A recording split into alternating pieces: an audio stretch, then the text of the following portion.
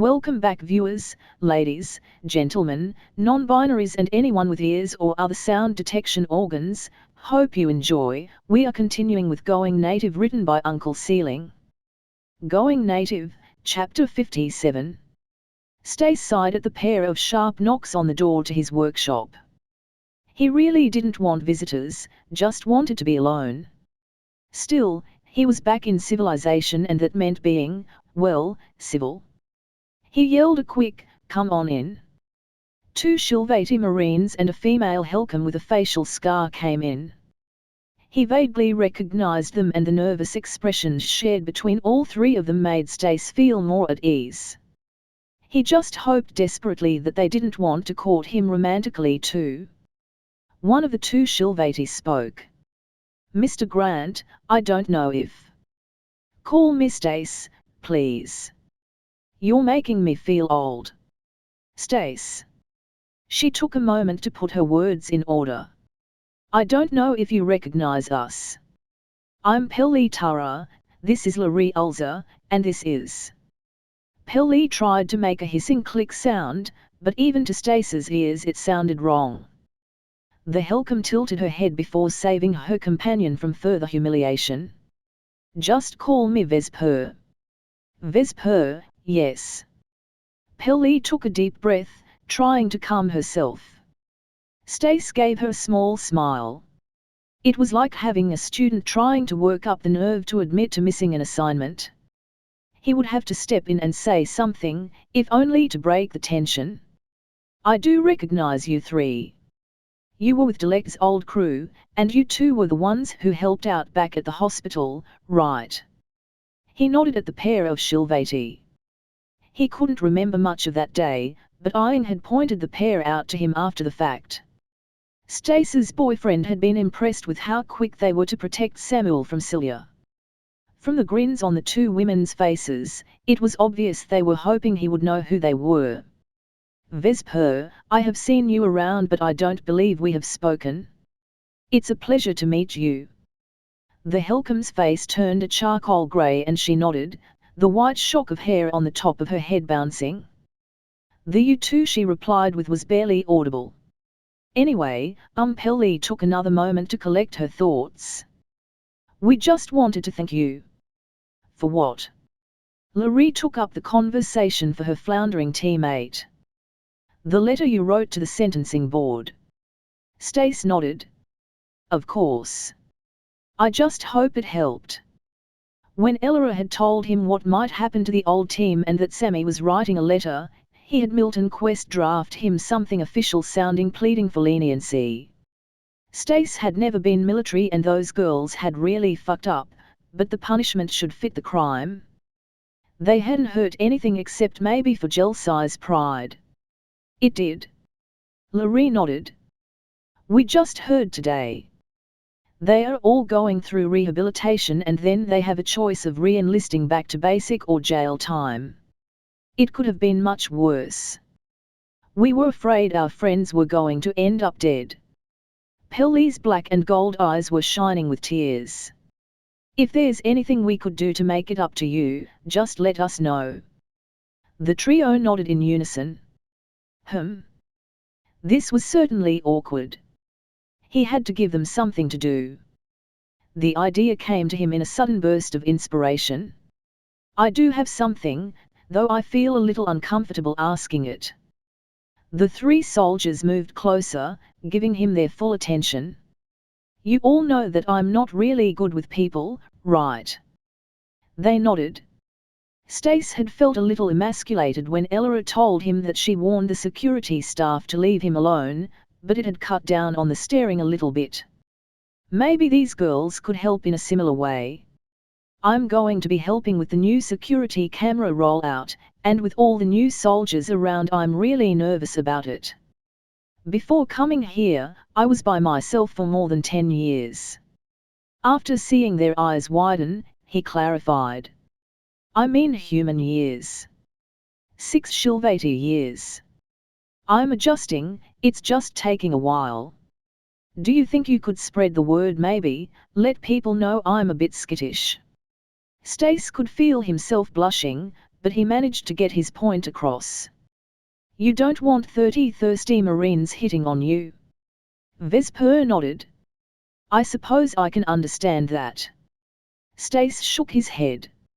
I don't want to have panic attacks when I'm trying to work because people I don't know keep staring at me.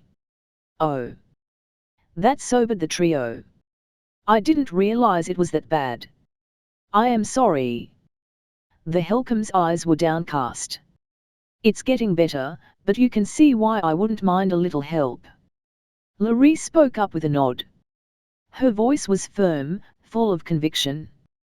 We can do that. Samuel knew the 5 scout commandos were watching him as he stretched.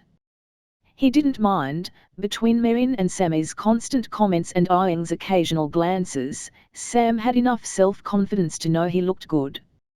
He also knew with certainty that he could trust the scouts to be professional, so he would rather focus on not spraining an ankle or pulling a muscle on this hike.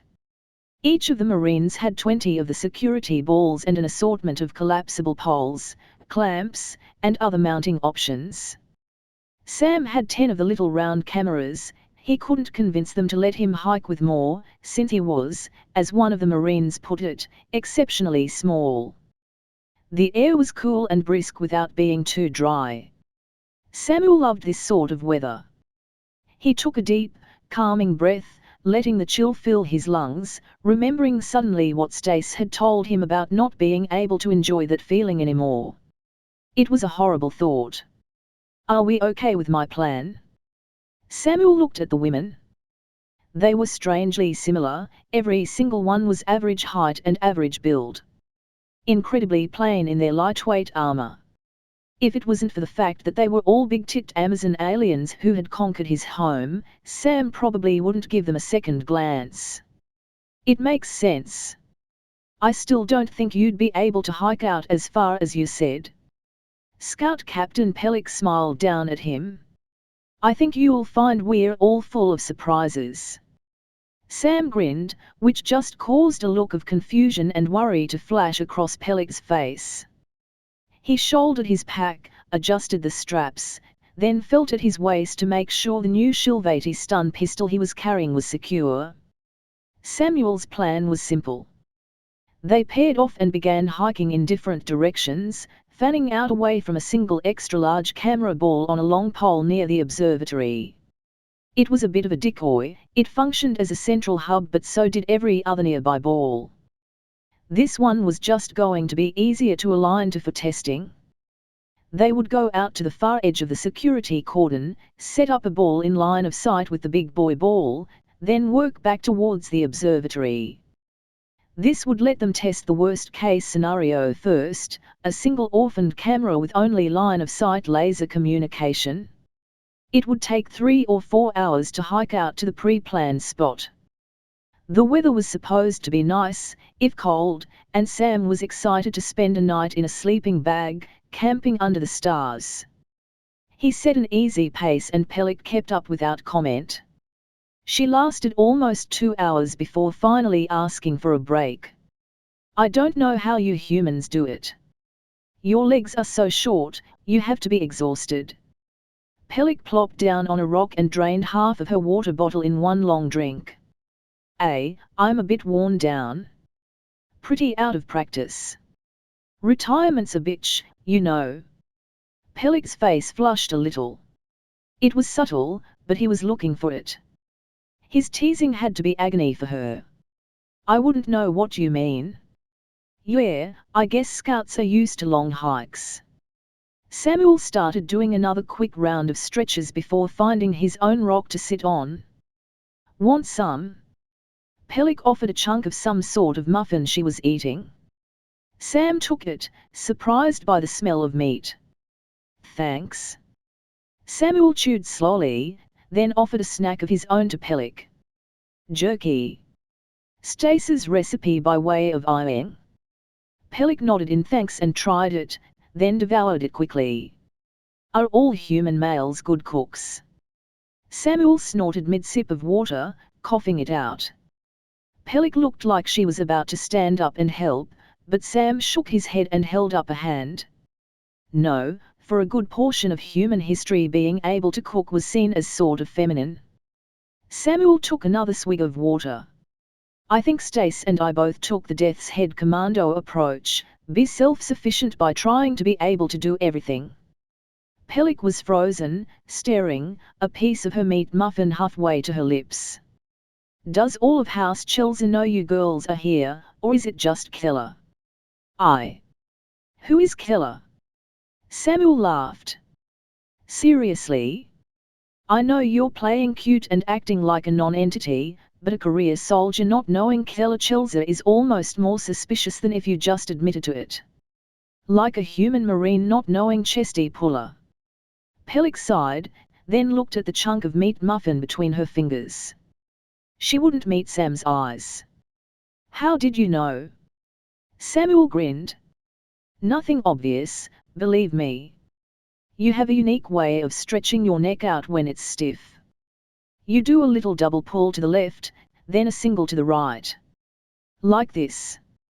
Samuel twisted his neck back and forth. It popped loudly and he made a little moan at the unexpected release of tension. Pelik blushed and Sam knew his own face was bright red. Well, maybe not just like that. You did it when you were standing around in the hospital server room after retrieving that Omnipod, and again in front of the diner when you were loading those rifle-toting fuck sticks into your APC. Then you did it when you were getting up from the table after breakfast on your first day here. How did you even notice that? Pelik let out a little groan and rubbed at her eyes with one hand. You were right about retirement. No way would I have done something so amateur back in my prime. I was never a real spy, but I did freelance work for those sorts of people since I was 6, call it 10 shilvati years old. You pick stuff up, learn to be observant. Plus, you know, you're cute. I was wearing combat armor and a mask the first 2 times you saw me. Yeah, but you wear it well. A little swagger. Shit. Pelik stood up and stretched. Now you're really making me feel out of practice. I'm supposed to be invisible, not cute. Besides, you're the cute one. Women like to be sexy and tough. Her face flushed as she seemed to realize what she said. Samuel stood up himself, shouldering his pack. Samuel grinned. Tell you what, Miss Sexy and Tough, if we can make it to our setup point ahead of schedule, I'll very cutely fuck you bow-legged before we get the camera online. You can even brag about it later to the rest of your team, I don't mind. Sound good? Yeah. Pelik threw her pack onto her shoulders and adjusted it with a grin. Yeah. Sounds good. Pelik, not her real name, but she still thought of herself as Pelik for the moment, pressed Samuel's back against the tree. She had him lifted in the air, pinned in place between her and the rough bark, and was making a point of holding him there while her lips pressed against his. Her tongue explored his mouth greedily, and all he could really do was moan and submit, legs and arms wrapped around her. She hadn't gotten properly laid in years, and staring at the human's ass for the first half the hike hadn't exactly left her feeling chaste. She had been a mess since his offer. A chime sounded from Sam's oversized pack, but they both ignored it. Her hands were playing with his mop of dark hair, tracing the line of his small, rounded ears. She could feel an odd hardness here and there and realized that his ears were both pierced multiple times. He just wore clear retainers in the holes instead of anything showy. The chime sounded again and again, and finally Samuel's tapping on her back got her attention. Thanks, Samuel gasped as her mouth left his. He was panting harder than he had the entire hike. That's Stace's noise. Pelik sat the small man down and he went to his pack, pulling his Omnipod. He looked at the screen and started laughing. He held the pad up and she leaned down to look. She could only see the bottom few of the at least dozen messages the odd human with the mismatched eyes had sent. Choose a different tree. You're in line of sight. We can see you. Stop putting on a damn show. Sam. Sam. Pelik and Samuel turned and looked back towards the facility. She could see the evening sunlight reflected off the glossy camera sphere back at the observatory, but it was kilometers away. We put better cameras in the big one. Sam answered her unspoken question. We should probably do what he says, though. For Stace's sake if not for ours. Why? He doesn't have to watch. The thought of another guy watching as she bedded Sam was pretty hot. No, but he's shy and he's manning the cameras with a room full of Marines. They are going to watch and they are going to make it super uncomfortable for him. Plus I'm pretty sure you're undercover, right? Shit. Yeah, you're right. Pelik grabbed Sam and picked him up under his arms. He got the idea, legs wrapping around her torso and arms around her neck as she carried him. Her legs ached from the hike, but she wasn't going to let him know about it. Stace was wrong, anyway. They didn't need a different tree, they just needed the other side of it. Sam's pad was thankfully silent as Pelik resumed her tactile and oral inspection of the little human. His body was more firm than any Shilvati male she had ever been with, wiry strong muscle under his smooth and soft skin. His face was surprisingly rough. She pulled her tongue from his mouth and rubbed her cheek against his, being careful to not catch him with a tusk. The stubble from his shaved face scratched in a way that felt odd. Not unpleasant, but different. She licked along the line of his jaw, the rough texture of her tongue somewhat matching the small hairs. It was like his whole face was a tongue. Samuel's little whimper at her touch made it even better. He tasted like sweat and desire. The little man clung to her as she swung him around again. The ground was rough and she couldn't find a good spot to claim him. Her frustration must have been obvious. Let me down, I got this. Pelik placed the human carefully down and he went around the tree to his pack.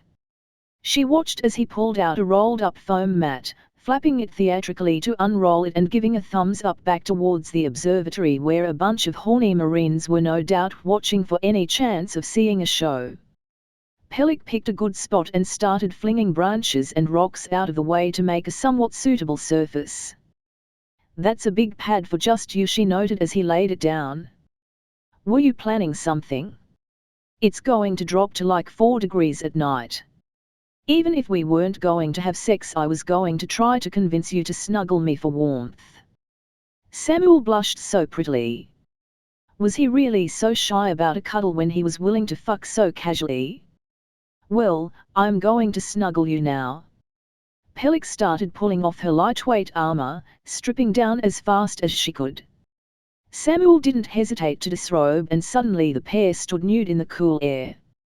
No, not cool. Cold. It was fucking cold out without her heated armor. Thankfully, Samuel was warm. End of chapter. If you enjoyed, like, subscribe, click the bell so you don't miss any episode and do all the other YouTube stuff, visit and support the author, and I'll see you next time. If you didn't enjoy, comment on what I can do better. And as usual, have a wonderful day.